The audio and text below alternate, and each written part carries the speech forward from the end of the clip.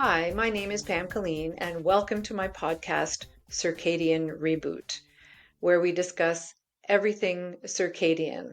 For the next few episodes, I'm thrilled to announce that my guest is Morley Robbins, also known as the Magnesium Man. He is a leading researcher and educator in mineral metabolism with a special focus on the profound role of magnesium, copper, and iron balance in chronic illness.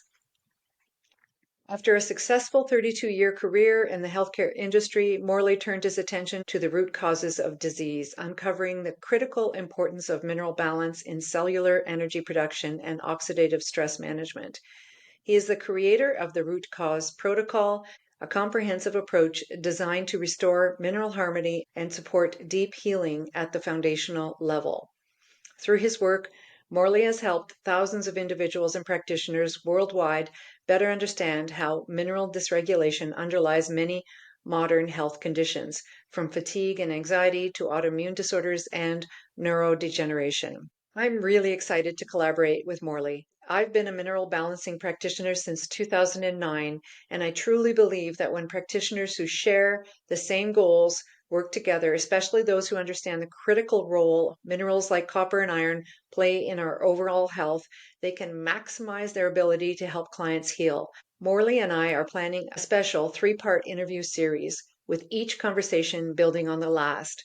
Our goal is to give people who are struggling with complex chronic illness more tools for their healing journey and hopefully help them move through the process a little faster and with more confidence. Well, Morley Robbins, thank you so much for joining me today. It's such a pleasure to have you here. I have been watching your work now for many, many years because I'm a mineral balancing practitioner myself. And I also believe that there is always a better way, that we must get to the root cause of this problem. And it's a very pervasive problem. It touches us at many, many levels as to why and how our minerals are getting out of whack. And yet what you've done is you've dug deeply into the history of how and why we need to consider 2 really critical minerals as part of your program, which is copper and iron. And I couldn't agree with you more after years and years and years of watching the dance that goes on, retest after retest after retest, when I do mineral tests, hair tissue mineral analysis. So before we get into some of those nuts and bolts, I'd really love to hear your journey, how you got to this place yourself, and why this is such a big focus in your life. Well, I'll give you the thumbnail because I could go on for a while, but I think what people want to know is what really got my attention. So I grew up in a very sickly family. My mom was an alcoholic. My dad was a manic depressive with schizophrenia. A lot of other relatives who had a lot of serious illness. And so my sister became a nurse. And I was supposed to become a doctor. Until I get to college, it's fun to say I want to be a doctor until you get to the academic side of it. And I just didn't have the discipline or the drive, nor the birth order. Most doctors are firstborns. I'm a secondborn. And that's a good thing to know, because firstborns protect the status quo. They don't challenge convention. And doctors do not challenge convention. I think gnats have more curiosity than most doctors, to be honest. So if you're not going to go to medical school and you still want to be in the health field, you go to business school to be a hospital executive. So that's what I did. And did that for 12 years and then spent 20 years as a consultant solving problems, helping organizations grow, forecasting future demand for services. I was pretty good at it. I'm pretty gifted at connecting dots, and I see pattern recognition very easily. It may be the one gift that the good Lord gave me, is like pattern recognition. And everything was fine, except after 20 years of pulling a suitcase behind my back, my right shoulder became frozen. And I went to a health food store that I had frequented for many years. Said, "What do you have for a frozen shoulder?" And they told me to go see Dr. Liz. And I went, I don't do witchcraft, because I knew that meant chiropractor. And I said, "Sell me some supplements." They sold me supplements. They didn't do any good. went back a couple months later. And the owner, Lynn Bednar, happened to be there that day. And she looked me in the eye. She said, "Morley, we love you. Go see Dr. Liz."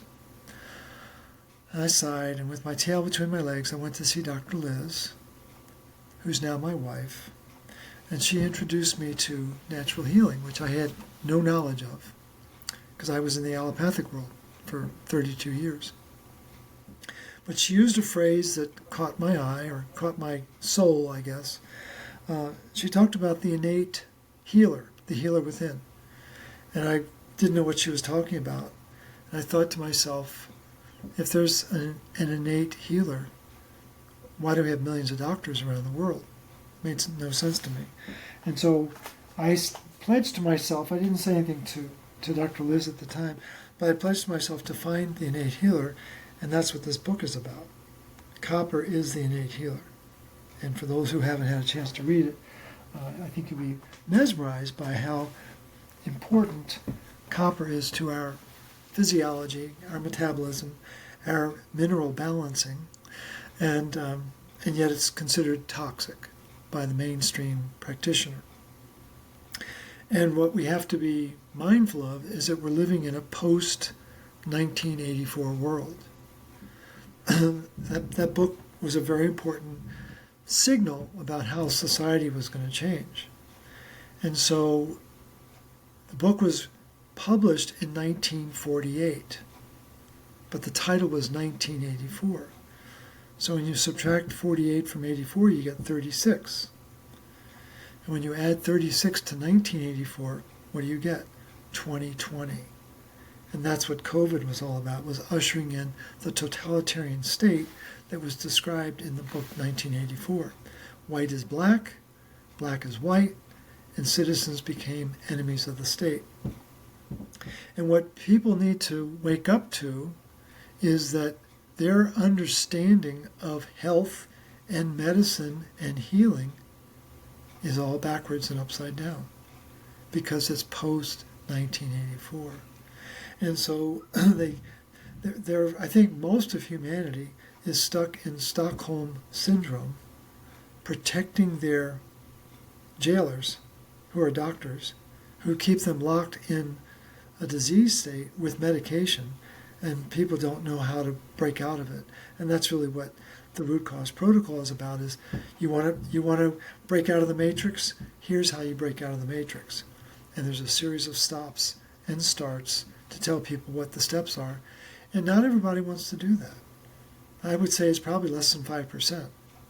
And so for those chosen few who really want to take ownership of their situation, and they want to be the CEO of their health, they know exactly what they need to do to gain that health freedom, which is really what health freedom is medical independence.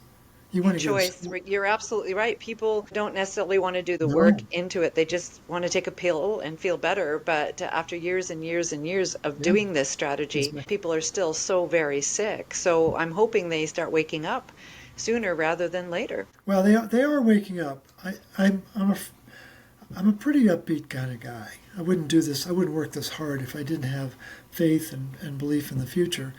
But I think we're facing extinction level events. That's the scale of poisoning to our soil, our food, our operating system in our body is on a very big scale. And I'm not sure people really embrace that. And I don't necessarily blame them. It creates a lot of cognitive dissonance, where people are so overwhelmed by the truth, they just shut down. And they're like, well, what can I do? Well, you can make a big difference. You can, I'm living testament that one person can make a change, can help a lot. I mean, the ripple effect of the root cause protocol has been fascinating. And I started it because I was bored. It's just like, we got to do something. So it's been a challenge. Yeah, it's been a magical experience, very spiritual. I feel the divine hand of God. I'm just doing what I think is right, and I speak wherever possible. I speak what I know, share it openly with people, and those that are ready to hear it will hear it, and not everyone's ready to hear it. Well, I think some of the statistics that are coming in right now about this extinction level event are getting more and more real. I heard the other day that we're not going to be having any children here in North America by about 2040. Infertility rates are through the roof. Right. And so, we have to embrace a lot of the strategies we're going to be talking about. I'm hoping this is going to be a three-part interview. And Yeah. so I want to cover a lot of territory to help prevent this extinction level event from happening. But I look around me, Morley, and I see how sick people are. Infertility is something more or less invisible unless a couple is trying to get pregnant. But it's more or less an invisible status. People don't necessarily notice it. Well, But I know that with your research and your work and the great people that you work with, you get to collaborate. And the collaboration is so key to find solutions to this massive absolutely. problem that we're facing. Absolutely. And if we were animal farmers, let's change our profession real quick, and we're having trouble producing offspring in our flock, there's only one mineral we add to the food to increase the population. It's copper. Every animal farmer knows that. If their animals are not producing offspring, they add copper to the feed. This is And not, this, copper influences the hormones, correct? well, yeah, like copper, it has multiple functions, you're right. The real, what's holding back fertility is the oxidative stress that happens when the egg and the sperm meet. There's a tremendous burst of oxidative stress that has to be overcome. And if you can't neutralize that oxidative stress, you can't impregnate, you can't implant. And so it's well written up in the literature. This is Right. nobody knows about it, and they'd rather spend $25,000 on infertility clinics, which is like, seriously? It's just wrong what's going on. I know we're going to talk a lot about blood glucose, and that affects fertility as well, and that's tied into the minerals as well. But I know some women who take things like metformin, which has side effects, and they have trouble getting pregnant before they take metformin, and then after they take metformin, they're able to conceive. But that's not really solving the problem, is it? No, no, because at the end of the day, metformin is a copper chelator. So it's like, here, it's a case of the doctor saying, stop eating that butter, I want you to eat margarine. It's like, oh my gosh, no, you're not getting pregnant. Here, take metformin. there's going to be a second and third order effect from that choice. But it's like, at least you got pregnant, right? And the thing is, people are not aware of the layers and layers and layers of metabolic function that depend on copper that metformin can't touch. So it's wild. Yeah. I think we should go backwards and talk about the story, the backstory, as to why copper is so critical, not just for hormonal function, but metabolic function and cognitive function and so on. I think we need to go back to time. We've already talked about a potential extinction event coming up. Let's Right. go back in time and talk about your findings, how we got to this place biologically in the first place. And it goes back millions of years, doesn't it? Billions of years. It's a lot. And again, we struggle with what is time. How does God measure time? Who knows? But according to the astrobiologists, I would love to meet one just to have a conversation. But oxygen was not always on planet Earth, which is a very hard concept to get your head around because it's so central to our well-being today. We can't live without it, but we can't age without it either. And so the oxygen, if it didn't exist, and now we have oxygen of 21%, so what actually took place? Well, allegedly, according to these very talented scientists, there were cyanobacteria, blue bacteria. Anything that's blue has to do with copper. That's a good thing to know. But somewhere they came into the primordial sea, and they started to engage with the orb in the sky called the sun and started to engage in what's called photosynthesis. And in the process, oxygen is going to be given off. Well, the oxygen is going into the seabed, and then after a long time, it started to populate into the atmosphere. And when there was 1/10 of 1% oxygen in the air, it wiped out 99% of life on the planet because it was all anaerobic. They didn't know how to deal with oxygen. And the reason why we're here, the reason why we're having this switched on conversation with switched on technology that you and I can't figure out, is you need higher order thinking. You need more energy to have higher order thinking. You got to make more energy. And so life needed to oxidize the fuel. We've got to oxidize the glucose. We've got to oxidize the fat. And there's only one way to do that. We've got to introduce this copper thingy into the equation so we can work with oxygen. And that's the important part for people to understand, is that iron is the number one element on planet Earth. 36% of the Earth's composition is iron. And we have 21% oxygen in the air. And it's the second most reactive element after fluorine gas. So we have the master pro-oxidant iron interacting with this second most reactive element. And what do they like to do? They like to play with each other. They like to create rust.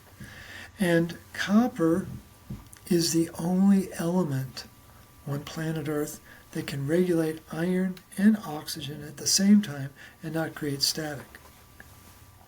And so when copper started to flex its muscles a long time ago, there were three chemicals that emerged that allowed life to really flourish.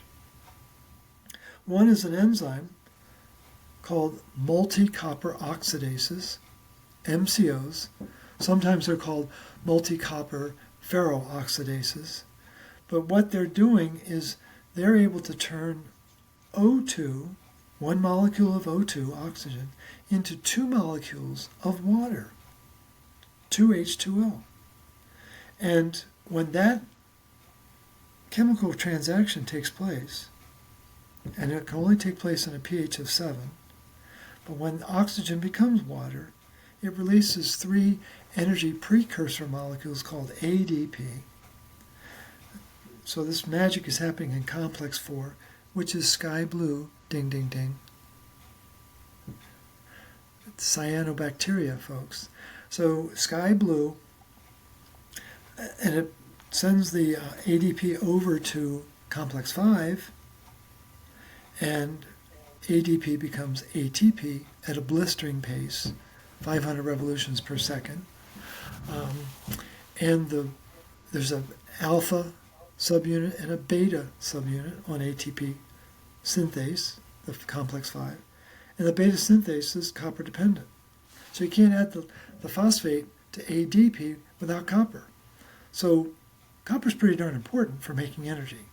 So, but its real gift was to turn oxygen. I think we cut out a second there, Morley. We cut out a second there. You were talking about ADP, and then you cut out for about 5 seconds. Can you just go back a little bit there? Sorry. Sure. So ADP needs to become ATP, and so it leaves complex 4, 3 ADP, leave complex 4 to go to complex 5, which is called ATP synthase. We're synthesizing ATP, and there's an alpha and beta subunit in ATP synthase. The beta subunit is copper dependent, and that's where the phosphate is being added to the ADP to become ATP, adenosine triphosphate. And so you've got this critical function taking place in the mitochondria by copper. So that was the first saving grace. Second is, people have heard of melatonin. Well, it's not a sleep aid. It's the master antioxidant inside the mitochondria. Melatonin is not just made in the pineal gland. That's witchcraft thinking. And so all mitochondria need to be able to make melatonin. What is melatonin? It's a blending of melanin and serotonin. And you can't put them together without copper. That's a good thing to know. So melatonin becomes this master antioxidant inside the mitochondria. Glutathione is the master antioxidant inside the cell. And then the copper protein that no one's ever heard of, ceruloplasmin, is the master antioxidant inside the body. So we've got multi-copper oxidases, melatonin, and then the third chemical that emerges on the planet, which is really, really important, it's called cholesterol. So cholesterol is forming billions of years ago because if you can't activate oxygen and turn it into water to release energy, you're going to store it. And it takes 11 molecules of oxygen to become 1 molecule of cholesterol. And it was 1973 when Leslie Clavet, famed cardiologist and copper researcher, did a study where he was able to show that copper deficiency causes cholesterol to rise. So for that finding to become science, one other lab needed to replicate his findings. Again, this is 1973 when the statin industry was cranking up. And since that study in 1973, over 30 labs have confirmed Dr. Clavet's finding. And so we live in a very twisted world where the number one product on planet Earth is statins, and they're caused by, and the use of statins causes copper deficiency, which then reinforces the need for the statin because it's very hard to find copper in the environment today, given farming practices and food processing issues. Can we go back just a little bit here? You were talking about complex 3, complex 4, and that ties into the electron transport chain. And I think some of my listeners may not know what that is. Do you mind if we just take a step back and maybe you can elaborate on that? So there are 5 complexes inside the mitochondria.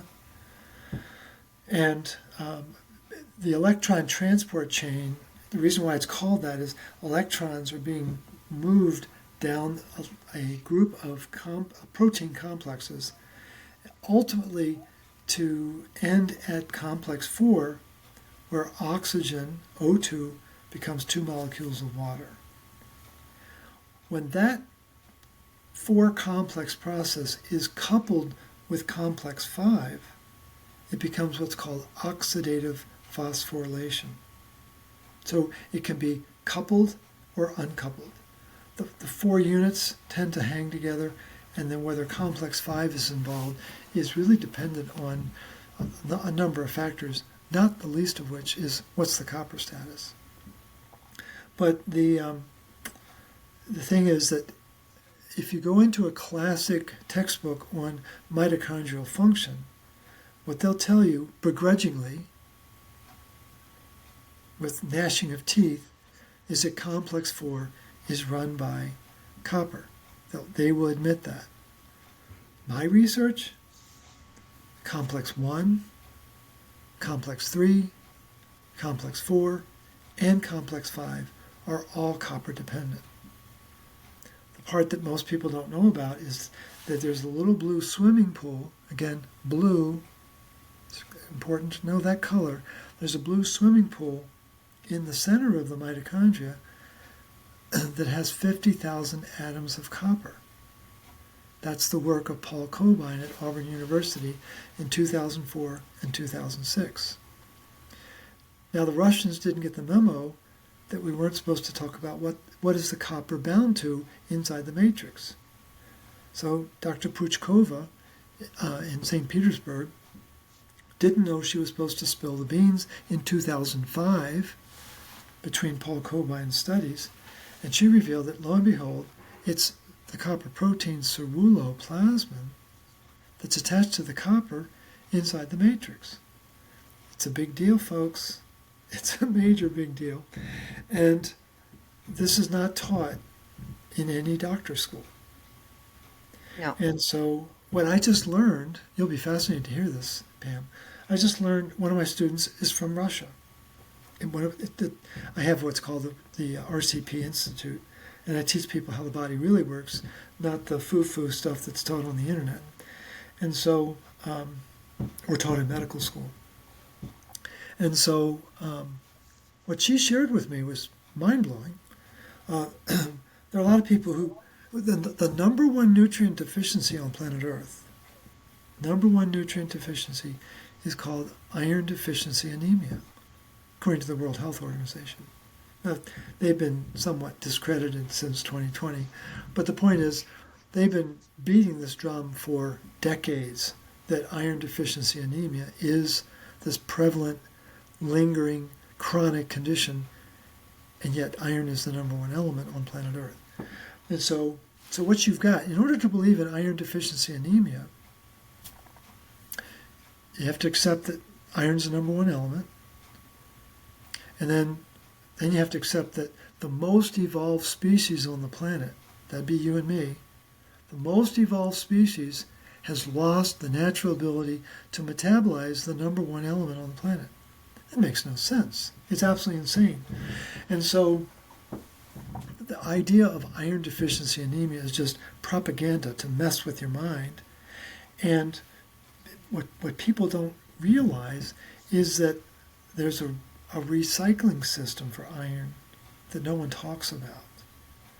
And so the key, back to your original question, is that these complexes are very sensitive to superoxide, because again, we're dealing with oxygen. As soon as oxygen takes on an extra electron, it becomes what's called superoxide. Well, I don't think it should be called superoxide. It should be called hyperoxide. Superman, we know what that means, faster than a speeding bullet. Hyperman, something very different. And so hyperoxide is very reactive, and it becomes, it's designed, the body is designed to neutralize that superoxide and turn it into water and O2. It's a good thing. But that mechanism requires copper. And if you're low on copper, you can't neutralize the superoxide. So then superoxide becomes hydrogen peroxide. We're supposed to be able to neutralize that with catalase or glutathione peroxidase, copper dependent, ding, ding, ding. And if we can't do that, the hydrogen peroxide is going to react with iron and become what? Oh, the hydroxyl radical, which is the most powerful biomolecule on the planet that was identified as a problem in 1894 at Cambridge University by Dr. Fenton. Now we got to spell Fenton right, F-E-N-T-O-N. So we see the iron, and what they love to do is tell people that, oh, copper's causing the Fenton reaction. It would be like if suddenly 60 ninja warriors showed up in your living room and they represent iron and you're copper. I'm sorry, Pam, my money's on the ninja warriors. They're the problem. They're the problem children, not you as the copper trying to fight your way out of this insane world that we find ourselves in. So there's been all sorts of distortions in the research to blame copper for metabolic issues that are clearly iron related. But there's this sleight of hand. Again, what is the Greek word for pharmaceutical? Pharmacopoeia. And what does pharmacopoeia mean? Witchcraft. And so there's been this very elaborate and ornate elephant skin over a mouse to create this illusion of disease, get people to believe in disease, get people to ignore the mineral foundation that runs their body, and create this fear and panic about getting sick, and run to the priest to get absolution, when in fact we're designed to keep ourselves in balance by virtue of the natural enzymes that we have in our body. I know so many people are taking iron and they shouldn't be. I know you talk about it in a lot of your podcasts, and you talk about all these athletes that are out there taking iron, and taking iron can actually worsen the situation. And on top of that, it's not getting to the root cause of the problem. No, the iron is showing up low on the blood test, but no one's thinking about how high it is in the tissue. And it was Bruce Ames, famed researcher at University of California in Berkeley, for many, at one point in his career, he was the most quoted scientist on planet Earth. Okay, I'll buy that. If he's that popular, maybe he knows what he's talking about. And in 2004, he did a very important study with his colleague David Kalilia, where they were looking at aging fibroblasts. Those are important stem cells. And what they found is that iron in the tissue was 10 times higher than iron in the blood. Well, that finding from 2004 should have sent a tsunami shockwave through medicine. You know where that research study is stored? It's with the Ark of the Covenant in the Indiana Jones warehouse. You just have to figure out which box it's in. And so there's some seminal research that's been done over the decades, over the last century. Amazing research. But it's all tucked away in a very protected vault, so no one knows about it. And so the iron issue, I think, is the cornerstone of how people get sick. They misinterpret the blood test. They start to take iron supplements. So it's really funny. A real good friend of mine's, I like to talk about big numbers sometimes. And he said, Morley, he said there are only 3 numbers. There's 1, 2, and a lot.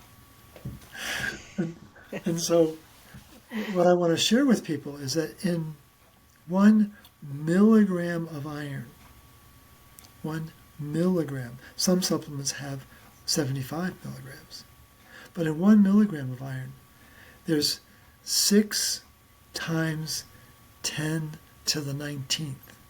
That's 19 zeros. The number of atoms of iron that people are downing and don't even realize it. We are being drowned in this element. We can't live without iron. I'm not saying we can live without it, but it needs to be under regulation. And so the meme that runs medicine on the planet is you're anemic and you're copper toxic. And the truth is just the opposite. We have so little copper in our environment now. So little copper in our diet. So little copper in our body.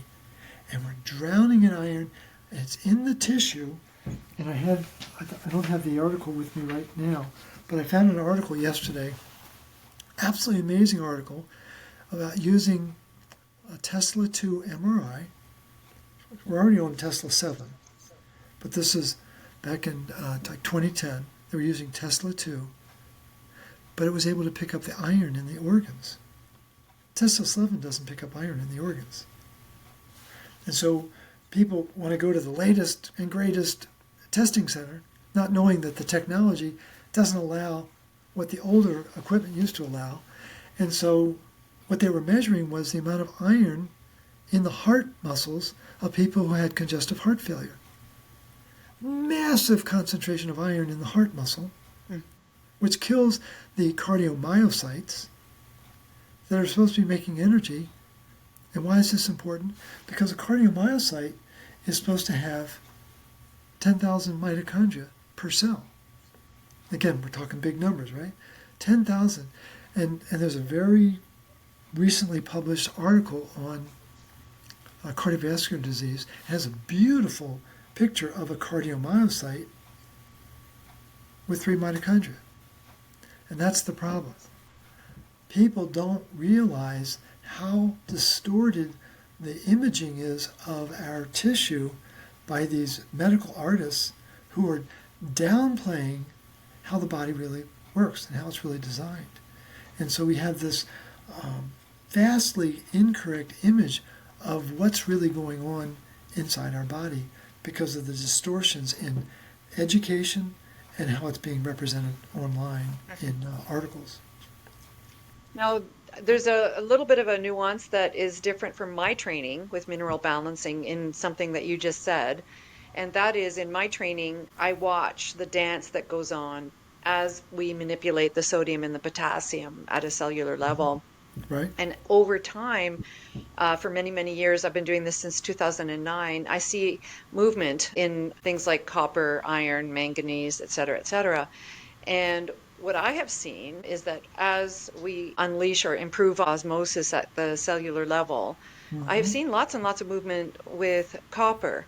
And I understand its relationship with iron, but it insinuates to me that there's a lot of hidden copper in the body, and that makes it biounavailable. And I see people use this term copper toxicity. I don't take that stance at all. I see that there's potentially some hidden copper at the cellular level, which can disrupt signaling in the body. And I don't think you take that stance, right, Morley? You take a different stance than that, right? No, again, there's 100 milligrams of copper in the human body. That fits on the head of a 1-inch stick pin.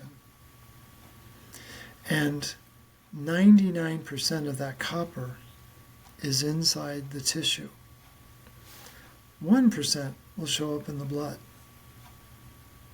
And so, as it relates to the construct of the body, hair, a very important tool for measuring things, but it's a tool of excrement. It's really what it is. This hair shaft is filled with minerals that have been excreted by the kidney. That's where they came from. Because according to Chinese lore, the kidneys drive hair function. So there's a connection between kidney function and hair function. At least that's how I pieced it together. It seems to make sense. But where I started to break away from traditional HTMA testing was you can't measure ceruloplasmin in a hair test. It's just not possible. There's no mechanism to measure that protein. And people think, well, I've never heard of it, so it can't be important. No, it's very important. It was first isolated in 1944, and the real research on it started in 1948, and it's a big deal because 95% of copper in the body is bound to ceruloplasmin. Well, that's a good thing to know. I should say it's 95% of the copper in the blood. I shouldn't say body, but in the blood. And so what pundits love to do is talk about copper toxicity, as you're referring to it, hidden copper. It's not hidden. It's been released from ceruloplasmin. It's been the protein. Again, there's a very important iron hormone called hepcidin, which your listeners may or may not have heard of, but it's very, very influential in the body in terms of regulating iron status, especially the iron recycling. It has 25 amino acids. Wow. Okay, 25. Wow. Oxytocin, very powerful neuropeptide, has 9 amino acids. Very powerful. Ceruloplasmin, 1,046 amino acids, and it has 8 coppers in it. Now I know they'll tell you in the recent literature, oh, it's only 6. That should make you very nervous, because for 30 years it was 8 coppers. Then for another 30 years it was 7 coppers. And now since 2020 it's 6 coppers. And I've seen a couple articles now where they have raised the question, it may only be 5. So picture your V8 engine in your car going down to 7 cylinders, then 6 cylinders, and maybe misfiring. People have no comprehension of what's being done to their body through the food system and other sundry chemical exposure. I know you talk about the importance of preserving or building ceruloplasm. Let me finish. I'm on your page about removing stress in your life in order to rebuild this balance that we're trying to create. But one of the biggest invaders that you talk about to preserve the ceruloplasmin is the ingestion of sugar and how much Mhm. sugar negatively impacts this. Well, it's a hidden factor, and again, we can't live without sugar, right? It's a it's an important component. It's that there's a big difference between dextrose, glucose, mannose, and fructose. They're very different structures. They have very different properties. And dextrose, it's benign. You don't need energy to break it down. It's a perfect form. But when you start getting into glucose, or especially sucrose, which is engineered sugar, because it's taking a glucose and a fructose, then you begin to change the physiology that's required to support it. Where my thinking really changed on the glucose dynamic was I was reading Robert Selig's book, Fat Chance, which was published in 2012. It's a wonderful book. If the listeners haven't read it, he really does a masterful job of explaining the dynamics about how we get fat and what the real problem is sugar. And he makes a statement that he was referring back to a period 30 years prior to the publishing of the book. He says it requires twice as much insulin today, referring to 2012, to clear the same amount of glucose as it did in 1980. Twice as much insulin is needed. When you work your way through what that really means is, it turns out that there's a class of people who have very little ceruloplasmin and very little copper in their body, and they're called, it's a condition called Menkes disease, Menkes. And those children who get Menkes disease, or who are born with Menkes disease, they don't live past the age of 3. That's how important copper is. You cannot function without copper. But it's a known fact that children with Menkes disease, again, no copper, are the most glucose intolerant people on planet Earth. They cannot tolerate glucose. Why? Because glucose is needed to get, copper is needed to get glucose into the cell. Insulin is a backup plan. All these hormones that we've come to take for granted or been trained to regard as the savior are all backup plans. And all the hormones that we know about are responding to the oxidative stress in our body. They're all keying off of what's the status of oxygen in the body, how dysfunctional is it, and they're trying to move minerals to correct the dysfunction. Hormones don't run the body. They react to the body. They respond to the body. And that's not common knowledge. And so what's really driving diabetes, the explosion of diabetes on the planet? Lack of ceruloplasmin to regulate iron. Iron and sugar are on an axis. Copper and fat are on another axis. They're on completely different axes. And so I think my take, and I could be wildly mistaken, but I think human physiology, our mitochondria, were designed to burn fat. And they turned us into sugar factories. And you would never put sugar in your gas tank because you know it would kill the engine. And I think that there's a lot of confusion about this. And unfortunately, one of the books that it's a great book about Otto Warburg called Ravenous by Sam Apple. Just came out a couple of years ago. Great expose about him as a scientist and clinician. And he had 3 things he was passionate about. He loved photosynthesis. He loved oxidative phosphorylation. And he loved cancer. Well, they're the same thing. They're very related in terms of their mechanics. But in cancer, the cells become, quote, ravenous for sugar. I don't think that's what it is at all. What I think cancer really represents is a pre-ceruloplasmin physiology, pre-copper physiology. And the cell is becoming ravenous for iron, and because of its focus on iron, it's going to draw on sugar as a source for fuel, for the carbon that it needs. And I think they've got it all backwards, is that iron is driving cancer, not sugar. And there's a lot of evidence to that. But I think there's a tremendous amount of confusion in the general populace, but certainly within the clinical realm, that they don't know what minerals are. They don't know they don't know their physiology or their metabolism, and so it leads to a lot of misleading conclusions that just simply aren't true or can't be. You often refer to iron as the aging element. Absolutely. That it's oxidizing us, that it's not the friend that we've been taught it to believe.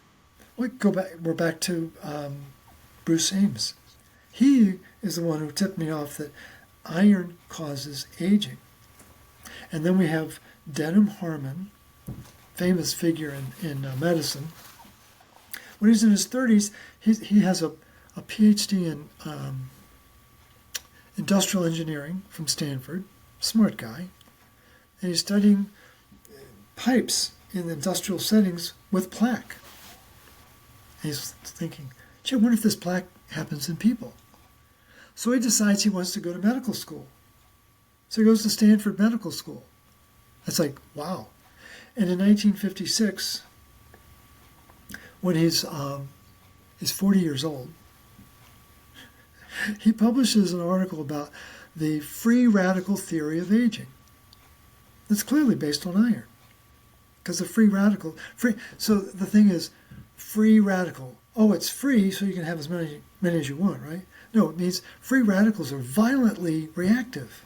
They are oxygen with extra electrons that are very reactive. They're called radicals. They're radical in their nature. And so in 56, he publishes this article that puts medicine on its ear, saying that, wait a minute, it's this oxygen thing that's causing the aging process. Then when he's 90 years old, in 2006, he updates his findings. And now it's the most accepted explanation for aging on planet Earth. But we're not told that. We're not taught that this concept of iron causing aging should be focused on in two places of higher education, kindergarten and medical school. That's how foundational it is. And so you and I look different than we did when we were 20 years old. And all the changes in our body, our size, the wrinkles, the hair changes, what have you, are all thanks to the accumulation of iron. And there's a very simple formula for people to use to determine how much iron do I have. Because what the literature will tell you is women are supposed to have 4,000 milligrams of iron, and men are supposed to have about 5,000 milligrams of iron. Take your age, multiply it times 365. Not my formula. It's the formula of the leading iron biologists on the planet. Robert Crichton, Douglas Kell, Jamie Collins, Gutteridge and Hollowell. These are big names in the world of iron. And so I actually have 27,000 milligrams of iron in my body. And I'm working daily to offset it with copper, do phlebotomies, do whatever I can to minimize it. But the average person doesn't know. They think they're anemic. And they don't know that the iron is building in their tissue. Ding, ding, ding. Can't see it in the tissue when you do a blood test. You have to do either a needle biopsy of your liver. It's very painful, you first. Or do a Tesla 2 MRI. It's very expensive, and it's hard to find now because it's all based on Tesla 7. And so people are kept in the dark about the most significant factor in their aging, and people love to talk about longevity, and they never talk about iron.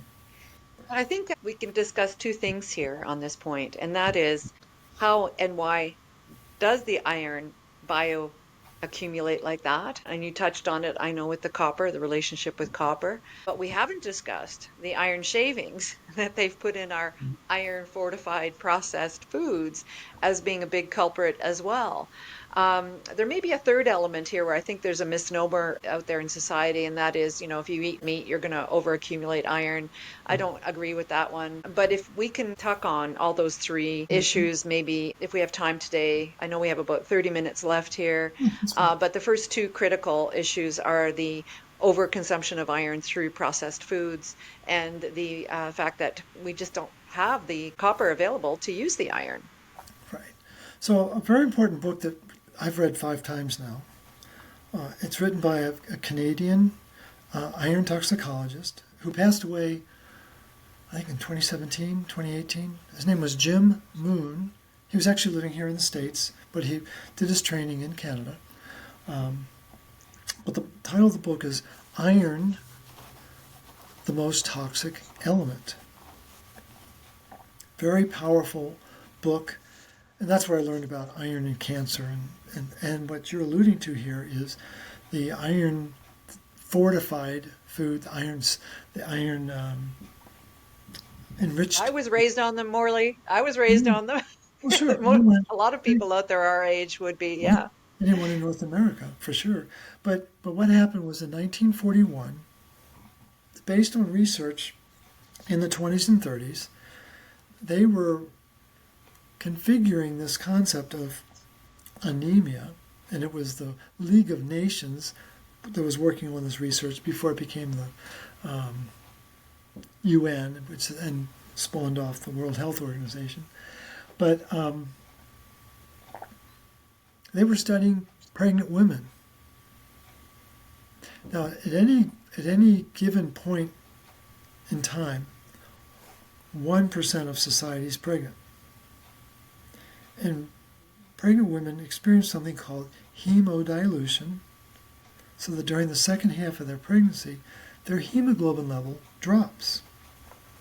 It's a known fact. It's all mammals. It's not just humans. The hemoglobin is being diverted to the baby so that the mother can make breast milk. Because iron will get in the way of making breast milk. Well, no one's revealing all of that. They're just saying, oh, these women are becoming anemic, wink, wink, because that's what Mother Nature wants, not. And then, so what did they decide to do?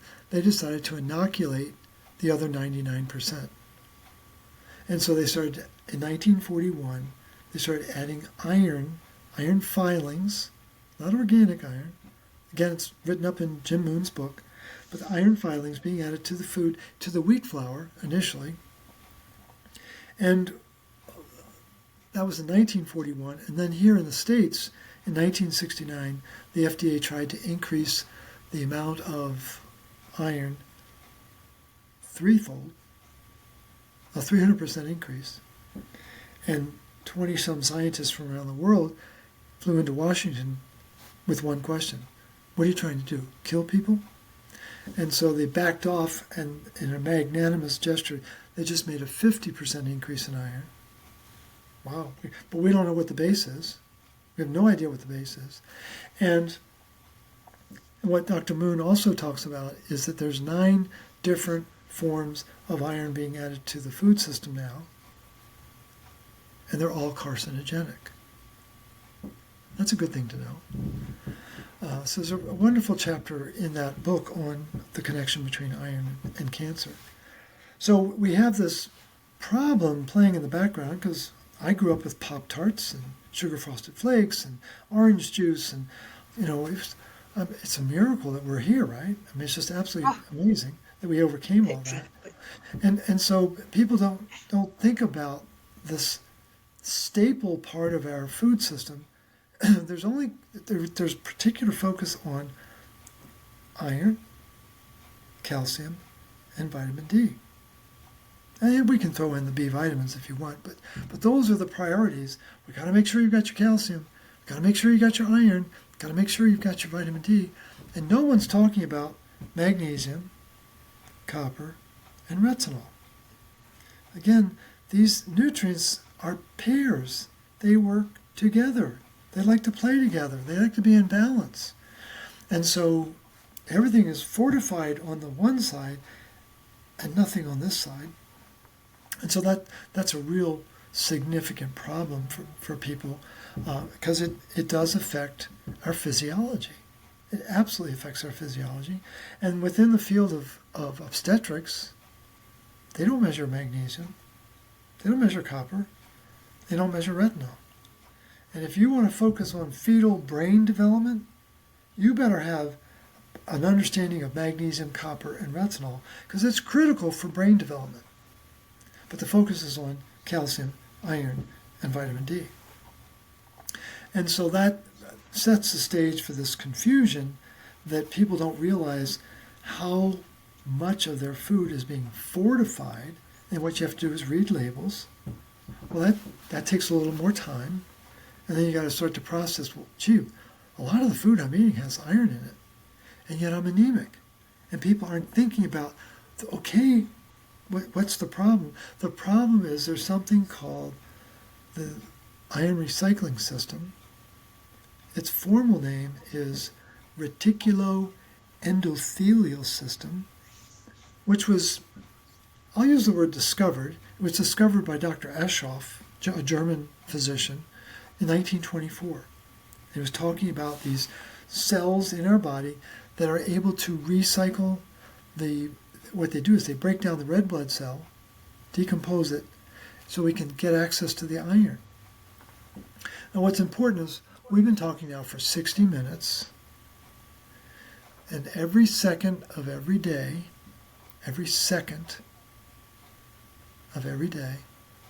we need to make 2.5 million new red blood cells. So we got to take 2.5 million offline, and we got to build 2.5 million, bring them in every second. Yep.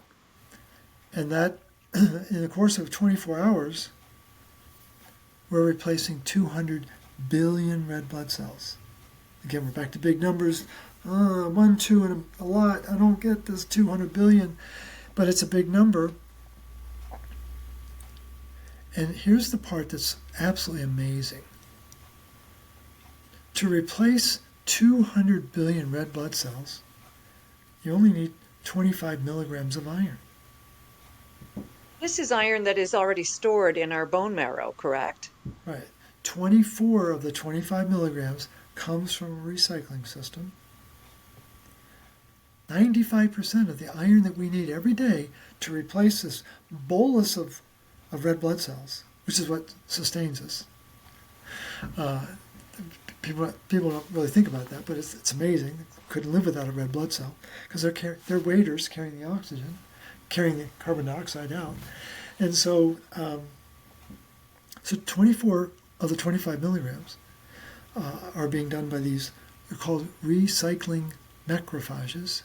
Well, those are the Pac-Men, but principally in our spleen. No one ever talks about the spleen, but the spleen, the liver, and the bone marrow is where this recycling process is taking place.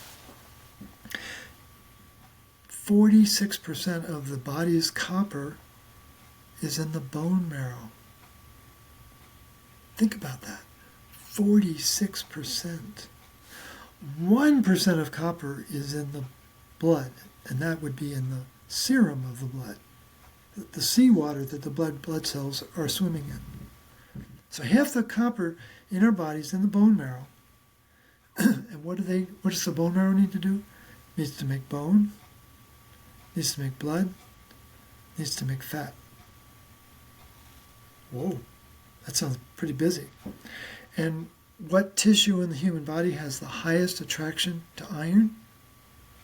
Bone marrow. And if the iron can't be recycled properly, it goes into storage. Initially, it will go into what's called ferritin. People have heard of ferritin. The ferritin that's showing up in the blood test is empty.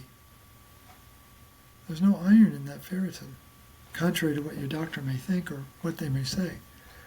and I'm basing this on the research of Harrison and Orozio, 1999. It's a 60-page article about ferritin, the ferritins, as they call them. So if the ferritin in the bone marrow starts to get denatured, it turns into what's called hemosiderin. So think of it this way. Ferritin is like an ATM machine. Put iron in, take iron out. Put iron in, take iron out. Hemosiderin is like a bank vault.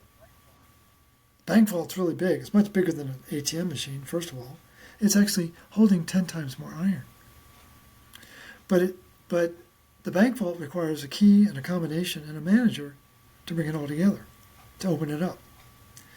And so the hemosiderin is collecting in your spleen, in your liver, and in your bone marrow.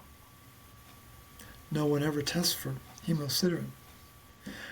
You always say in your interviews that the spleen is completely under-recognized. Think about the people who have motorcycle accidents or car accidents, and out goes the spleen. So we often think about it as if it's like the appendix. Oh, we don't need it. But I know you've come across some information to show that it has many, many different important roles. Well, it's critical. I mean, the thing is, what's fascinating about the spleen is it's called the hidden organ. It's also the organ of odd numbers. So 1, 3, 5, 7, 9, and 11 relate to the spleen. It's 1 inch thick, 3 inches wide, 5 inches long, weighs 7 ounces when it's not stressed, weighs 7 pounds when it is stressed. That's a 16-fold increase in weight. And it hides behind ribs 9 through 11. But there's multiple functions of the spleen. There's what are called red pulp, which are the macrophages breaking down the red blood cells. They like to hang out with red blood cells. But then there's white pulp. And what is white pulp? It's a white blood cell that likes to kill pathogens. And it's a really critical function of the spleen is to get rid of the pathogens that are in the blood. Well, what happens? When there's too much iron in the spleen, it loses its true north. It doesn't know what to do.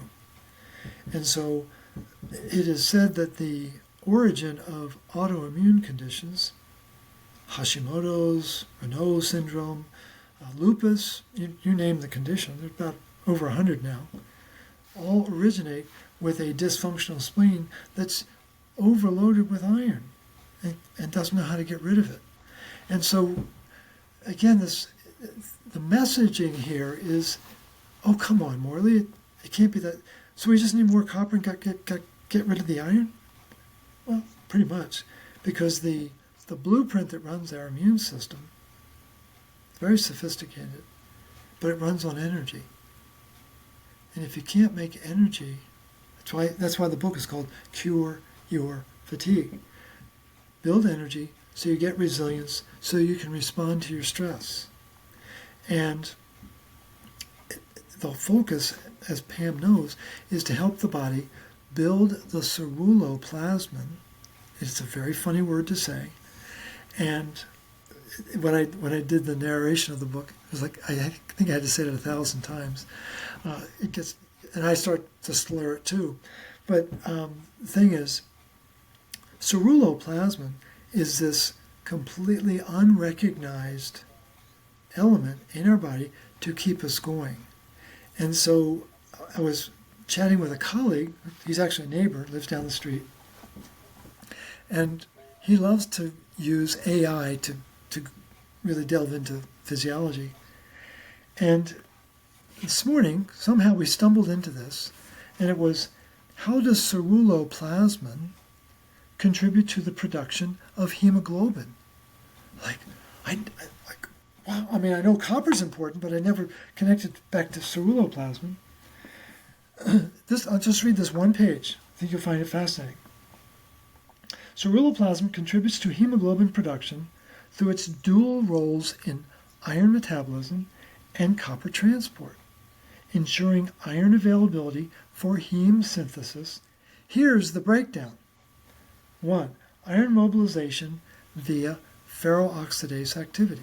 Ferroxidase is one of the many enzymes that ceruloplasmin expresses. So think of ceruloplasmin as this multifaceted element that can do different things. It's like a chef that can make omelets and birthday cakes and soufflés. And one of the most popular dishes in ceruloplasmin is ferroxidase. Loves to make ferroxidase work. Ceruloplasmin oxidizes ferrous iron. Ceruloplasmin's ferroxidase activity converts ferrous iron, which is very unstable, to ferric iron, which is very stable, enabling iron to bind to the transport protein transferrin, the primary iron transport protein, and it has footnote 2, footnote 6, footnote 10. Haven't delved in to see what they are, but I'm sure they're impeccable. Then second, prevents iron sequestration. This back to your question, why does the iron get stuck? By oxidizing iron, so oxidizing is a chemical term, so you can reduce things or oxidize them. It's not a mathematical term, it's a chemical term. But when you're oxidizing, you're going to add electrons and make sure, or am I getting that right? No, you're going to take away an electron, excuse me. But by oxidizing iron, ceruloplasmin prevents toxic iron accumulation in tissues and ensures systemic iron reaching erythroid precursors, those are baby red blood cells, in bone marrow for hemoglobin synthesis. And again, footnotes 2, 3, and 8. Then, just to end it, copper-dependent enzymatic support. 1. Delivers copper as the major copper transporter, and no one knows about it. The major copper transporter. It's not taught in medical school. Let it sink in. Here in the States, I don't know what it is in Canada, but the supreme law of America is our Constitution. There's 10 parts that are called the Bill of Rights, and there's another 17 parts that are called the amendments to the Bill of Rights, and they grant us the freedom, whatever, to do what we do. Constitutional law is the cornerstone of legal jurisprudence here in the States. The Constitution is very similar to ceruloplasmin in our body. Now, if you ever had to take legal action here in the States, you would never go to a lawyer who doesn't understand constitutional law. That your rights are being violated. Well, I don't know about the Constitution, so we'll do our best in court. Let's just keep our fingers crossed and hope it works out. But when you go to a doctor, they don't know about the Constitution that runs the body. That's how basic this is. And so it's delivering copper as the major copper transporter. Ceruloplasmin supplies copper to enzymes like hephaestin. Hephaestin is a cousin of ceruloplasmin. They're very similar in function. They are multi-copper oxidases, like we were talking about before. And cytochrome C oxidase, which is the complex 4 that we were talking about at the beginning, that is very much involved in mitochondrial heme synthesis. And then copper deficiency affects low ceruloplasmin from copper deficiency, impairs iron absorption and utilization, leading to what's called microcytic anemia, despite normal iron stores. And we have footnotes 5, 9, and 10. So I appreciate you letting me blather on about that, but that's what helps people. That's what people need to know, is that the iron and copper are connected through ceruloplasmin function to prevent anemia, prevent microcytic anemia, prevent all sorts of confusion about iron sequestration that they talk about. That's pulling iron out of the blood and hiding it so it gets away from the pathogens. And so that's really that's at the basis of all of this, is really understanding how important this copper protein is to regulate the metabolism of the body. Right. And we talked a little bit about the red meat. Why do people avoid red meat when it is such a critical source of all sorts of nutrients, not just copper, but iron? And people say, oh, you've got an iron overload, stop eating red meat. What do you say to that? Well, there's heme iron coming from animals, principally animals, I think almost exclusively animals, and non-heme iron. So when you get into the literature, you find that all of the research is on non-heme iron. Very little on heme iron. Heme is organic. Non-heme is inorganic. And I think there's an agenda to get us to stop eating meat. And so they just very deftly say, well, that's an obvious source of iron, you better stop eating it. Not telling people that there's far more iron in the produce they're eating, the grains that they're eating, the iron-fortified grains that they're eating. And people don't think to question, well, is that really legit, or am I missing the mark here? And so the prevailing narrative is that if you eat a lot of red meat, you're going to get colon cancer. No.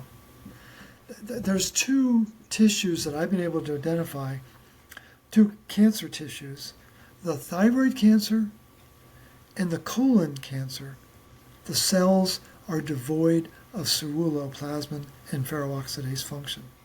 That's what's causing the cancer, not the exposure to heme iron in the meat. And so it just takes dogged persistence to get to the bottom of what's really going on and really pull back the curtain. So how you spell curtain? C-U-R-T-A-I-N, so you can see the symbol for copper, and really expose where the problem is. And it's just a complete misunderstanding about how copper and iron work together according to Perplexity. But the beauty of this AI is it gives you footnotes. There's no doubt about where they got the information. Most people love to do an AI search, but have no footnotes. Well, I don't trust that. I trust Perplexity because I'm going to get some very valid and substantial academic studies to back up the assertions. For a lot of people, they might be hearing this information for the first time, and it's a bit scientific. I know you always have your nose to the grindstone. You study hours a day. And so this information might be a little overwhelming for some people. I know we have about 15, maybe 10 minutes left here. I'm wondering if you can distill some of what you've said down to make it more friendly for people to understand the importance of this mineral balancing act that we've really got to create in order to have optimal health. To simplify it, again, if you, depending upon the person you're talking to, you'll generally hear there's between 82 and 92 minerals that we need to keep track of. That's a lot. And I think there's a pecking order to the minerals, and it's in the form of a triangle. I'm not trying to give Illuminati signals here, folks. I'm just trying to show you what a triangle looks like. And so I used to have a big triangle that was Egyptian healing, and it was in the form of a triangle. I had to take it down because people thought I was Illuminati. But it's like, in any event, at the top of the pecking order is copper because of its relationship to oxygen and iron. Iron and magnesium would be at the second level down. So you got copper, iron, magnesium, and then we can begin to filter down into a whole bunch of other elements. But copper is running the show. Copper is the general, and iron is the foot soldier. You don't have to be in the military to know there's a difference between generals and foot soldiers. And what do generals have? They have stars on their shoulder. What are the stars made out of? Brass. What's brass made out of? 88% copper. And so the copper is what enables us to make energy in our body. The copper is what enables us to make bone in our body, and blood, and babies, and on it goes. And the narrative is copper is toxic. don't you know? And we've got to get past that illusion, that witchcraft, which keeps us trapped in the fear state, because our bodies are designed to take in copper. Doesn't take a lot. In the 1930s, we have meticulous studies back in the 20s and 30s, but in the 1930s, they documented that the average person in North America was getting between 4 and 6 milligrams of copper a day. 4 to 6 milligrams of copper a day. We have allegedly 100 milligrams in our body. Then, what they found is that by 1960, it had dropped to 2 to 5 milligrams. So we went from 4 to 6 to 2 to 5. Today, what's the required amount that we're supposed to get on our diet? 0.9 of 1 milligram. We can't survive on that. You often talk as well about the glyphosate, chelating it out. I mean, it's almost impossible to keep our copper levels up. Absolutely. And so people don't know about the copper. It's not just copper. It's mineral chelating properties of glyphosate are logarithmic. So an earthquake of 3 is different than an earthquake of 12. Dishes rattle at 3. No one survives at 12. And glyphosate is pulling calcium and magnesium. They can measure it's called the kinetics, the speed of copper chelation, and they can apply it to glyphosate. And so calcium and magnesium are coming out at a speed of 3. It's logarithmic. Copper's coming out at a 12. So it means that glyphosate's ability to pull copper out of the soil is 1 billion times faster. We're back to big numbers again. Because it's hard to relate to something that's twice as fast. So when I was in college, I was like 20 years old, I was driving my mom's Mercedes 350 SL in Florida at 140 miles an hour. Like, wow. Thank God I didn't get a ticket. But I was going twice the speed limit, a 140 and a 70. When I was a little boy, a guy named Chuck Yeager broke the sound barrier with the X-15 rocket. Well, it really was a rocket. It was supposed to be a plane, but it was really a rocket. But he was going 10 times that speed limit. He was going over 700 miles an hour.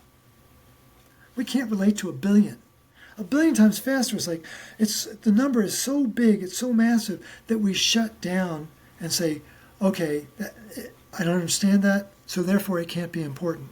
No, Pam wouldn't go to the trouble of having this conversation if it wasn't important.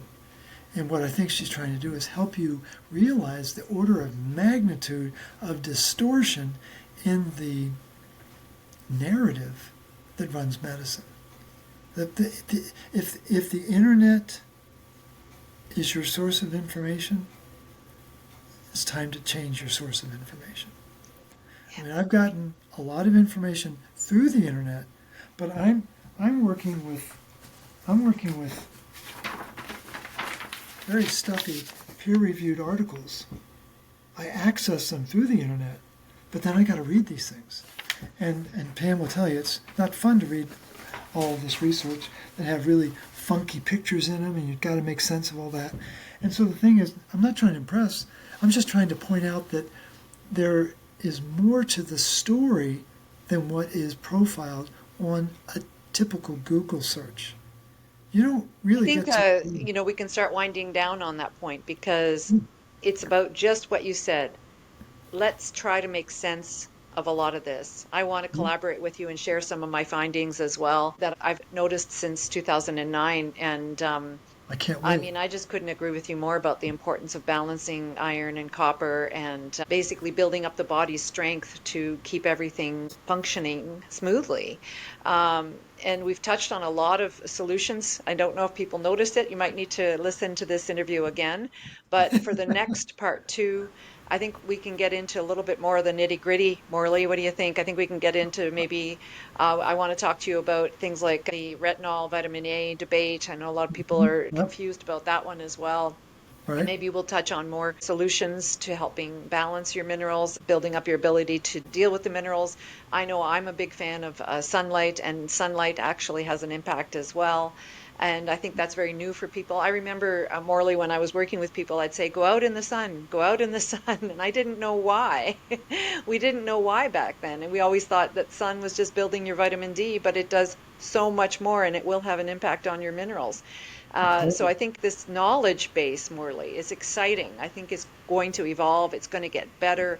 People are going to get their energy back faster, I'm hoping, with so many more hmm. tools in the toolkit, and this ability to collaborate together. It's just mind-boggling. It's just so positive. Well, I was thrilled to get your call. What was it, about 10 days ago? And I remember how animated our exchange was. And this was a great opportunity to share this information. I appreciate the chance to do so. And I think what this is going to do, I think you're already anticipating, your followers are going to have questions. And we will need to devote a session to answering those questions. Because I'd love it. the goal is really to give people a deeper understanding about what's really driving our health and our dis-ease, and so they have more control over it and they can be really kind of the CEO of their health, if you will. Yeah, I think we touched on a lot of critical points today, but you're such an encyclopedia. I know there's a lot more to chew on.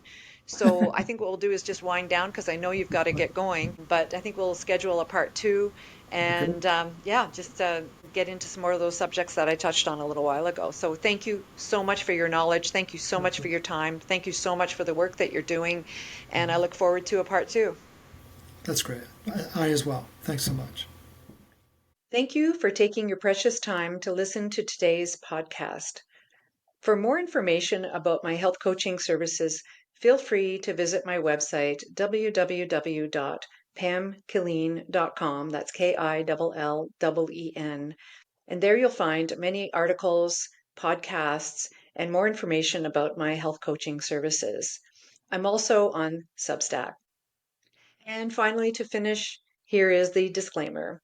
The information on this podcast is for educational purposes only and is not intended as medical advice. We are not licensed healthcare providers, and our content is not a substitute for professional medical diagnosis, advice, or treatment. For personalized health guidance, or if you have specific medical concerns, please consult a qualified medical professional.